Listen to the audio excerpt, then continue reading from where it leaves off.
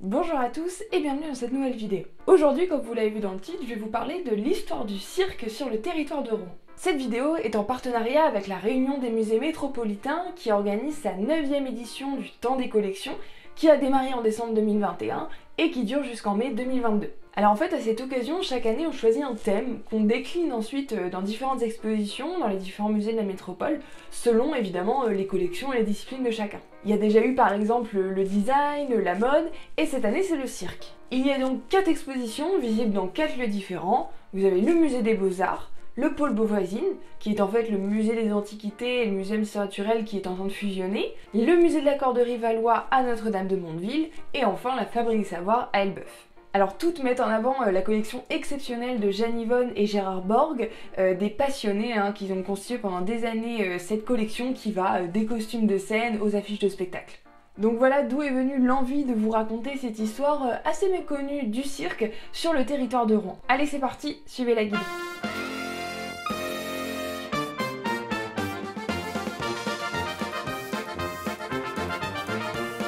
Alors bien qu'il puise ses inspirations dans les jeux de l'Antiquité romaine, dans les troubadours et les saltimbanques du Moyen-Âge, le cirque moderne comme vous le visualisez probablement avec ses chapiteaux, ses acrobates, ses clowns, etc.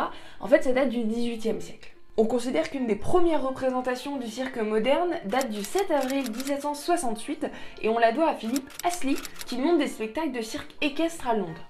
Alors en France au 19e siècle, les loisirs, les spectacles vont se démocratiser très largement et le cirque va devenir très populaire. En plus il touche deux types de publics, vous avez à la fois les aristocrates qui vont aimer, alors notamment le cirque équestre, parce que l'art équestre c'est un art très lié à la noblesse depuis le Moyen-Âge, mais de l'autre côté le peuple en général qui aime s'émerveiller devant ces spectacles qui sont très fantastiques et très drôles, très accessibles aussi surtout, avec notamment ces troupes ambulantes qui se déplacent partout en France. Mais il faut savoir que dès le 19e siècle, il va y avoir des cirques en dur qui vont se créer dans plusieurs villes de France, et c'est ce qui me mène à Rouen et Elbeuf. Alors la ville de Rouen, elle est marquée très tôt par l'arrivée du cirque. Un an avant le fameux spectacle de Philippe Astley, un certain Jacob Bates vient se produire ici. Son nom vous dit peut-être quelque chose parce que c'est aussi un des plus célèbres cavaliers voltigeurs, qui est aussi un précurseur du cirque, et d'ailleurs cette représentation à Rouen, donc en 1767, est parfois aussi considérée comme une des premières représentations du cirque moderne, même si tous les éléments qu'ont introduit Philippe Astley ne sont pas encore là. D'ailleurs, Philippe Astley viendra lui aussi se produire à Rouen en 1785 dans un manège à ciel ouvert, boulevard Cauchoise. D'ailleurs, je le précise tout de suite, mais là, quand je vais parler de manège en général, je parle du lieu où se produisent les cavaliers, les chevaux, pas du manège au sens d'une attraction. Il y a un autre très grand nom du cirque qui va se produire à Rouen, c'est Antonio Franconi. Alors lui c'est un écuyer et un artiste de cirque italien, comme vous l'avez sûrement deviné à son nom, qui va arriver en France en 1760. Il se produit dans diverses villes, mais il va séjourner à Rouen pendant plusieurs années, où il aime divertir les promeneurs sur le cours Dauphin. Alors c'est un lieu de promenade très prisé qui est au bord de la Seine, au niveau du Pré aux Loups, où viennent se produire des artistes, des musiciens et des acrobates. Alors ensuite sa carrière va vraiment décoller, il va devenir très célèbre, il va fonder son propre cirque, mais il reviendra à Rouen pour fonder son propre manège, le manège Ligo, rue d'Huet-Trouin en 1796. C'est le premier manège stable de France qui deviendra par la suite d'ailleurs le premier véritable cirque rouennais, quand on y ajoutera un toit, des éclairages et tout ce qu'il faut. Alors d'ailleurs je l'ai pas dit, mais ce qui caractérise un cirque dans le sens de bâtiment, salle de spectacle, c'est le fait d'avoir une piste circulaire. D'ailleurs le nom de cirque, un circus, ça vient de là puisque ça veut dire un cercle. Alors par la suite à Rouen, il y a plein de cirques qui se développent, à la fois des troupes et des salles de spectacle. On a par exemple le cirque Lalanne à Saint-Sever, le Théâtre des Arts qui est plutôt une salle de théâtre accueille de temps à autre du cirque, et en général les troupes ambulantes viennent se produire lors de la foire Saint-Romain, mais ça je vous en reparle juste après. Je vais vous parler d'abord de la création du plus célèbre cirque qu'on a eu à Rouen, qu'on doit notamment à Théodore Rancier. Alors lui c'est vraiment un homme qui est né dans le monde du cirque, puisque ses deux parents étaient danseurs de cordes et il va évoluer très tôt là-dedans, mais il va plutôt s'orienter vers le cirque équestre, et en 1856, c'est à Rouen, sous un chapiteau ambulant, qu'il crée son premier cirque. Le cirque Rancier va gagner énormément de popularité en France, ils vont d'ailleurs être invités en 1867 à inaugurer le canal de Suez, donc c'est pas rien. Et tout ce succès va pousser ce monsieur Rancier à créer des cirques en dur dans plusieurs villes de France, comme Lyon, Le Havre, Amiens ou Rouen. Chaque année pour la foire Saint-Romain qui se déroulait place du Boulingrin, il avait l'habitude de faire construire des chapiteaux, des cirques, des constructions qui étaient en bois, donc provisoires. Mais en 1894 se crée enfin le cirque de Rouen, en dur, en maçonnerie, donc bien plus durable, sur un terrain qui était loué par la ville. Donc ce cirque, qui a été pendant très longtemps la plus grande salle de spectacle de la ville, se situait sur le boulevard de l'Isère, à côté de la place du Boulingrin, là où vous avez aujourd'hui le terminus des différentes lignes de transport. C'était un grand cirque qui pouvait accueillir jusqu'à 3000 spectateurs, avec des écuries, une brasserie, et vraiment le lieu a vu défiler tous les plus grands noms du cirque. En plus d'être un cirque, dès les années 1890, il y a aussi des séances de cinéma qui vont être organisées par les sociétés Pathé, Gaumont et Omnia. Alors il y a aussi eu des pièces de théâtre occasionnellement, notamment après la Seconde Guerre mondiale en attendant la reconstruction du Théâtre des Arts, aussi des concerts de musique. Et pour la petite anecdote, j'ai trouvé qu'en mars 1961, il y a eu un des premiers concerts de Johnny Hallyday. Jugé malheureusement trop vétuste, le cirque a fermé et a été démoli en 1973. Mais et la foire Romain dans tout ça? Même si les plus jeunes d'entre nous n'ont connu que ce grand rendez-vous sur les quais de Seine, rive gauche puis rive droite aujourd'hui, il a pendant très longtemps eu lieu place du Boulingrin. Pendant toute la période de la foire, donc de fin octobre jusqu'à fin novembre, c'était vraiment quelque chose, il y avait plein d'attractions, il y avait des manèges, les cirques, les troupes ambulantes, et donc à l'époque, en plus de ça, vous pouviez enchaîner le soir avec un spectacle au cirque, et chaque année, le Cirque Rancy proposait plusieurs spectacles qui se jouaient à guichet fermé.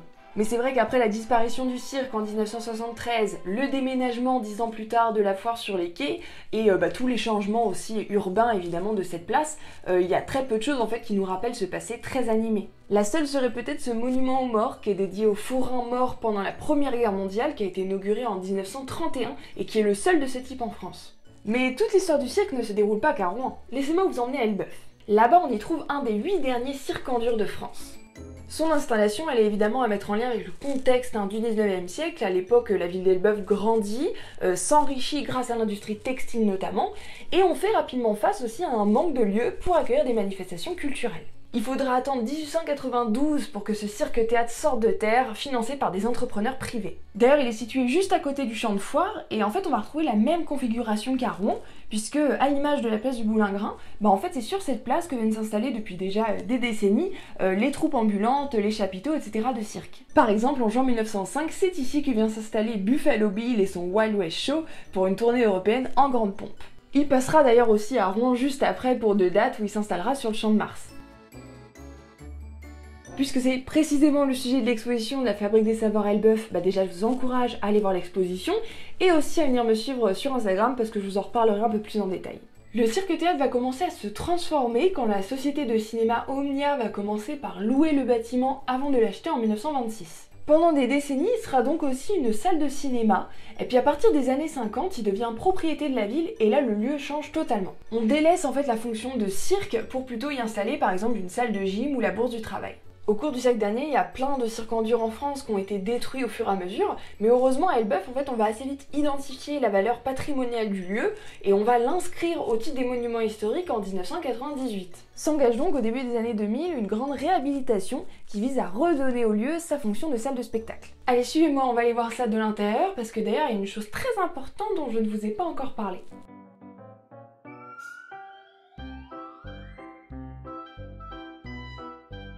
Une spécificité unique qu'on ne retrouve qu'au cirque-théâtre d'Elbeuf est son aménagement qui juxtapose à la fois une piste circulaire de 13 mètres de diamètre, donc typique du cirque, et une scène à l'italienne qui permet d'accueillir des pièces de théâtre. D'ailleurs, le très beau cadre de scène que vous pouvez voir a justement été restauré pendant la réhabilitation. C'est une salle de spectacle qui est donc très modulable. Elle peut accueillir différents types de spectacles dans différentes configurations et on peut mettre 200 à 900 personnes environ selon l'aménagement des gradins. Au-dessus de la piste, on a un dôme avec une charpente métallique de type Eiffel qui culmine à 17 mètres de haut, ce qui permet des spectacles de haute voltige. Aujourd'hui, le cirque-théâtre d'Elbeuf, qui est un pôle national du cirque contemporain, est à la fois un lieu de diffusion avec les spectacles, de soutien à la création, avec par exemple la résidence d'artistes, mais aussi d'éducation artistique, avec des actions de médiation qui sont menées auprès de différents publics et notamment scolaires. Vous retrouverez évidemment beaucoup de médiations proposées au sein des expositions de la réunion des musées métropolitains autour du cirque. Donc en plus d'être un lieu majeur pour les arts du cirque aujourd'hui, c'est un lieu patrimonial qui tend à être mis en valeur, que ce soit par la ville d'Elbeuf, la métropole Rouen-Normandie, la région, parce que c'est un des très rares témoins en fait de ce passé et de cette histoire du cirque en France.